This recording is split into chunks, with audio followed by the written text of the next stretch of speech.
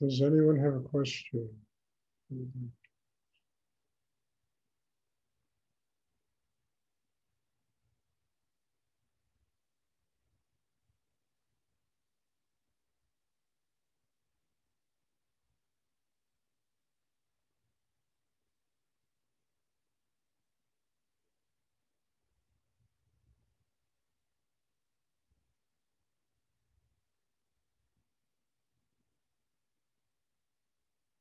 You know, the ultimate goal of practicing this meditation is very simple. You know, I mean, doing it is not easy, and mostly it's not easy, as I say all the time. We're up against only one person, and that's ourselves. But the ultimate goal is something that every human being really wants. And that's to truly live with an open heart, with love, to be happy, to be able to love oneself and to love other people, and to have that kind of freedom in life that it gives us the ability to live with this kind of lightness of being. You know, we are worthy of that. We weren't born on the earth to be trapped in all the suffering and craziness that goes on in the world. We're born here to learn how to transform all of that suffering and difficulty to an open heart. Happy people are enlightened people.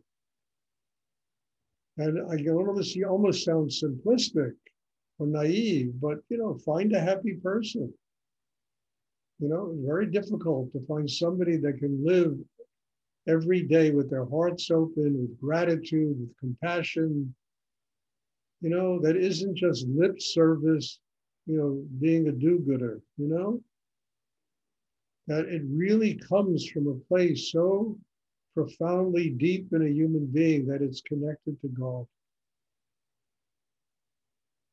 So the answer is very simple. People in their tension, in their, you know, lack of focus, the lack of discipline in themselves, unwillingness to really learn what they have to do, they complicate it. And it's why the world is such a complicated place. Creation is very simple.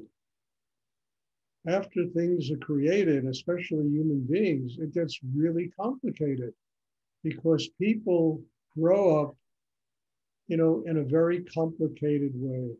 And I can't blame that on God. The energy of God, Spirit, Shakti, you know, it's very pure energy. It's an energy that comes from outside of time and space, where there's no conflict, there's no polarity. It's people, you know, the way they're conditioned, how they're taught when they're younger, how they grow up. And that kind of makes it sad, you know, it makes it kind of very strange because the answers are so simple. And yet, you know, even when I talk, I would say 50% of the people here, it goes right through them and they take nothing away with them. You know, because we are afraid to really listen. Let something go deep inside us so it can change us. So it can truly change us in a very profound way. I mean, it took me time to let the energy of Rudy do that to me. You know, I had to overcome myself. I had to finally stop defending my level of life and say, Stuart, you know, a schmuck is a schmuck is a schmuck. And it's time to go past it and stop defending living that way, you know, and open to the possibilities of what spiritual energy can bring us in this lifetime, including a state of enlightenment. You know, enlightenment is not just getting spaced out in a meditation class. It's learning how to live that way every single day of your life, with joy, with love, with openness, the highest levels of what it means to be human.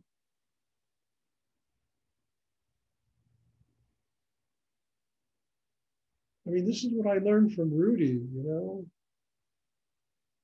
Stuart, you have to build a system that enables you to live that way. It doesn't just happen. And one of Rudy's mantras is work brings more work, and it really does. Especially internal work, when you're working on yourself. Because when you do internal work, you're dealing with energy that has no limitation. It's infinite in the universe. It doesn't crystallize.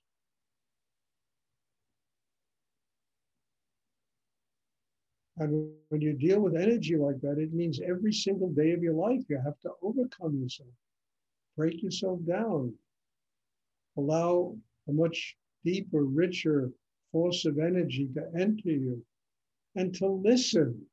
Let it come in.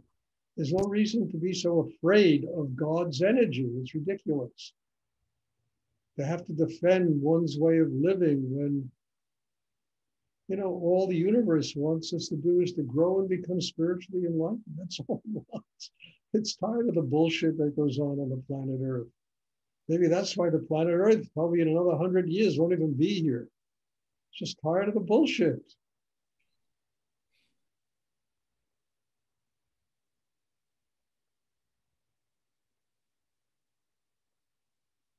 And in this meditation, what Rudy taught is one of the most extraordinary things that was ever bequeathed to people on the earth. The depth of it, the profundity of it, the ability to transform oneself. I mean, you couldn't ask for more.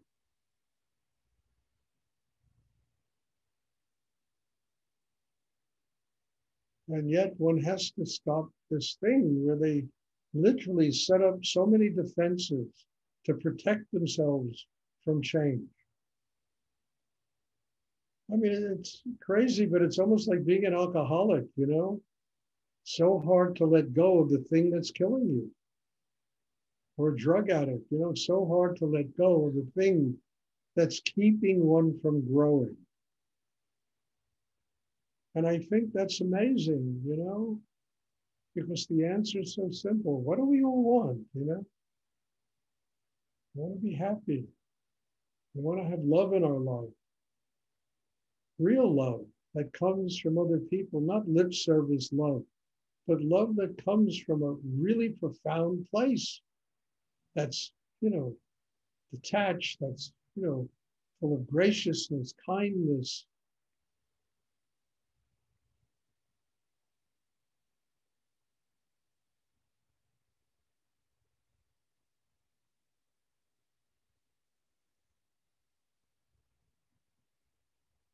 It's generous. And that's capable of transforming all the tension inside us to an open heart. What more can you ask out of life? And then where the problems come from? It comes from relationships and money. Those are the two biggest areas. It probably makes up 90% of all human tension, relationships and money. And both of these things can be dealt with if we grow inside ourselves. Because it's just energy. It's just energy. And it's energy that's chaotic because we haven't built the system inside that enables us to deal with it.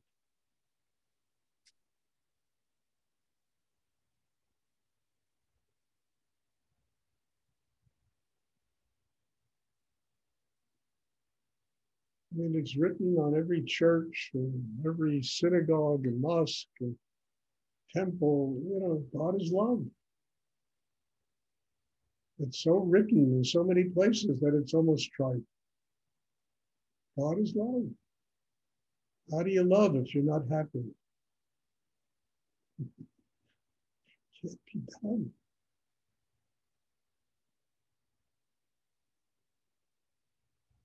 Does anyone have a question they would like to ask?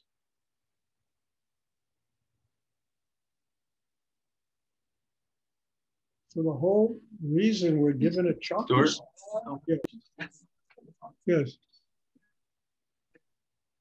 Oh, I was just wondering how non-duality plays into your picture of enlightenment.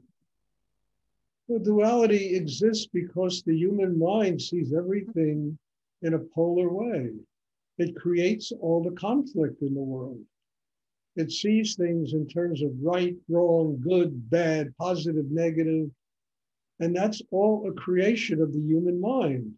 When you learn to focus the mind in the chakra below the navel, you build foundation and harmony inside yourself. The mind becomes quiet and it opens to receive real knowledge, real wisdom. Real knowledge and real wisdom transcends duality. But we have to be an open vessel to allow that knowledge and wisdom to come into us. And then you have the capacity to transcend duality. Duality is a byproduct of thinking, of the mind.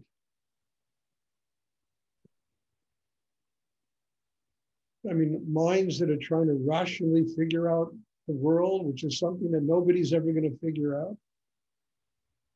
And generally, all of the inventions have only one, goal: money. It's all about, I can invent the next computer, the next thing. It's all about making money, And that gets into conflict and competition and all the bullshit that goes on in the world of economics.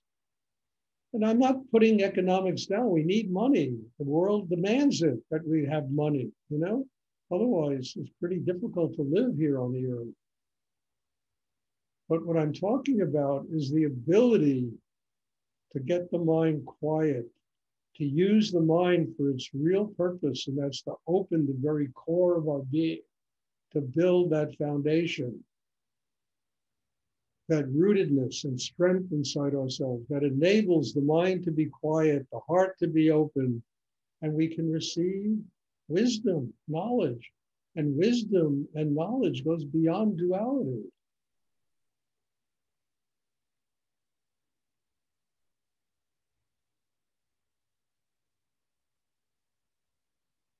And at the same time, wisdom and knowledge enables us to make choices and to understand that whatever choices we make in life, they have one purpose. That's to teach us something that we need to do to grow. And yes, we make bad choices, we make good choices, but it's not positive or negative. It's just all an opportunity to grow, to get closer to God. So you get past duality. And you also eliminate a lot of fear, because most of the fear in people has to do with the choices they have to make in life. Will they succeed? Will they not succeed?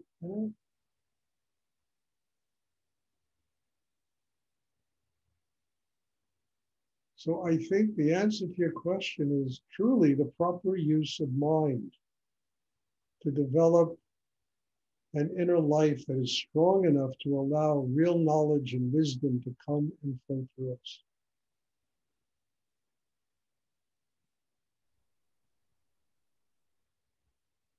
Does anyone else have a question they would like to ask?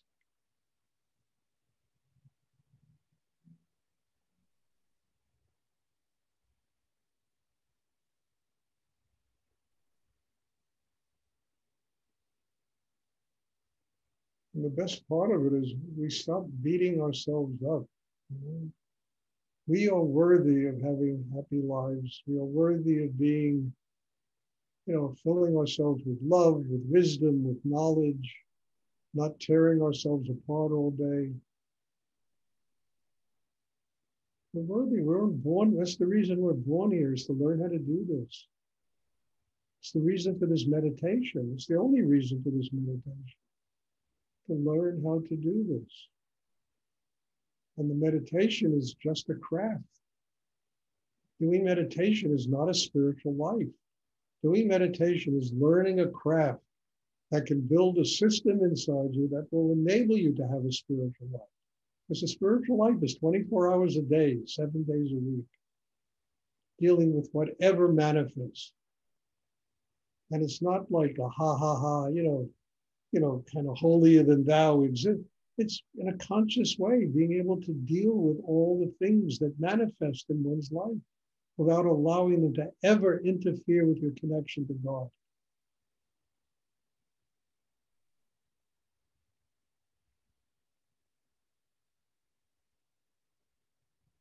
Does anyone else have a question?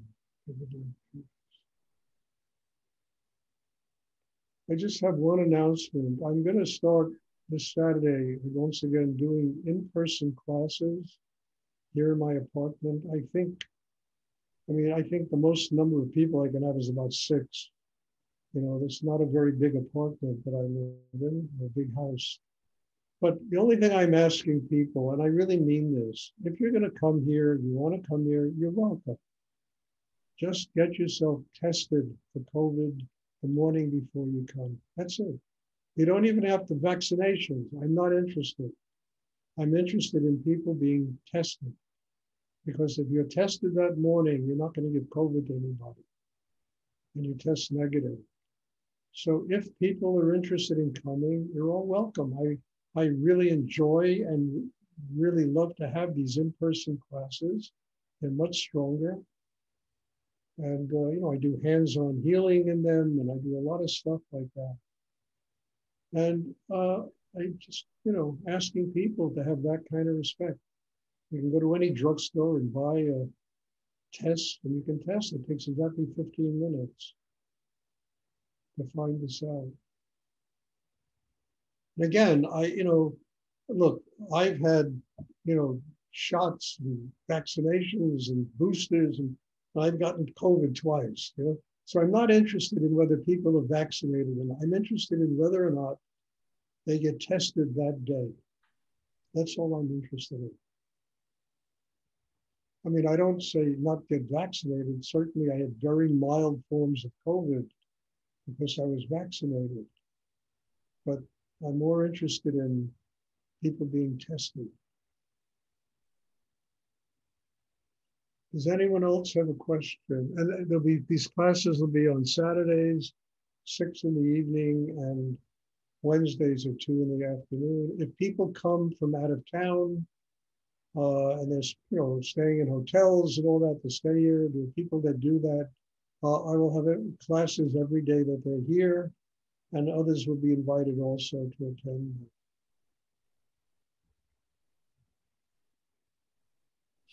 Does anyone else have a question?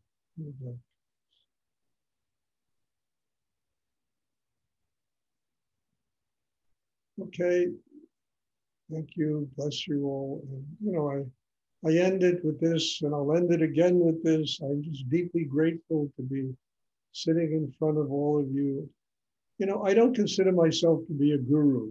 I'm not interested. I've done it, been there, done that. Is really boring. Somebody gave me a T-shirt, a Kundalini aerobics. I think it's a better title for what I do. But I'm grateful to be sitting in front of all of you because truthfully, every single one of you is my teacher.